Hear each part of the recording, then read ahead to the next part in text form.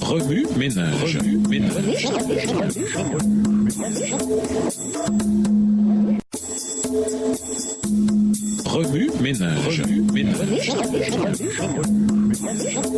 Bienvenue dans votre émission. Remue ménage. Nous voilà à la leçon de dimanche. Intérioriser, inestimable et inaccessible. De l'une des façons les plus fascinantes, Job 28, les versets 12 à 21 décrit la sagesse de Dieu et la futilité de l'effort humain pour obtenir cette sagesse indépendamment du Créateur. Ce faisant, il souligne deux choses. Premièrement, la valeur de la sagesse et deuxièmement, le caractère caché de sa source. Le but ultime de ce passage montre que l'idéal de Dieu pour nous est premièrement au-delà de l'estimation humaine et deuxièmement au-delà de la capacité intellectuelle, physique et spirituelle des êtres humains. Dans le premier cas, on parle de la limite de notre potentiel de compréhension, mais dans le second, de la limite de notre véritable compréhension. Ce chapitre de Job se termine par la pensée réconfortante selon laquelle ce qui était auparavant impossible sans Dieu devient totalement réalisable par lui. Job 28, le verset 28. Sa valeur. Des versets 15 à 18, l'or est mentionné 4 fois et sous 4 formes différentes. Le premier mot du verset 15, c'est Gor, n'apparaît que 2 fois dans la Bible. L'autre se retrouve dans Osée 13, verset 8. Au verset 16, Job fait référence à l'or, Kétem, d'Ophir, souvent traduit par Orphin. Le verset 17 mentionne l'or, Zahab,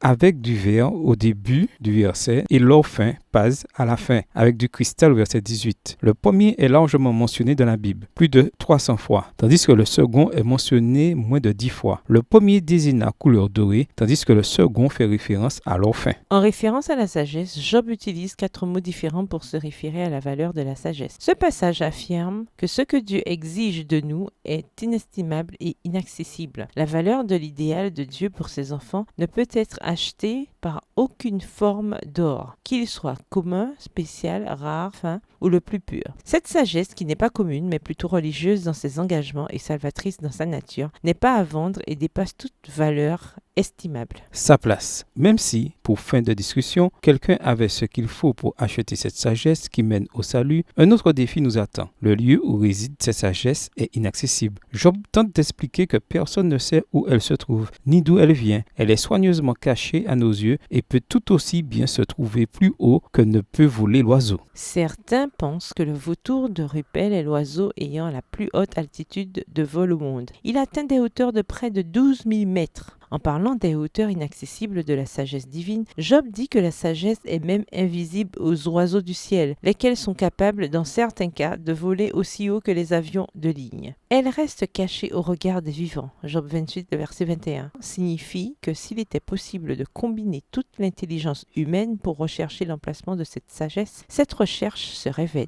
Respecter le Seigneur, c'est la sagesse, et s'écarter du mal, voilà l'intelligence. Job 28, verset 28. Bien que l'idéal de Dieu pour nous soit au-dessus de la pensée humaine la plus élevée et plus coûteux que l'argent, l'or ou les joyaux précieux, on peut l'atteindre par la crainte du Seigneur. Version du second. Remue-ménage. Revenez à votre texte écrit et étudiez le passage. Encerclez les mots, expressions ou idées répétées. Soulignez les mots ou expressions qui sont importants et qui signifient quelque chose pour vous. Reliez par une flèche les mots ou expressions aux autres mots ou expressions associés ou connexes. Quels éclairages particuliers vos notes semblent-elles indiquer dans l'ensemble? Mémorisez votre verset préféré tiré de Job 28, les versets 12 à 21. Écrivez-le plusieurs fois pour vous le rappeler plus facilement. Quelle est souvent votre attitude naturelle face à la sagesse et aux expériences de vie? Au revoir. Et à demain si Dieu veut.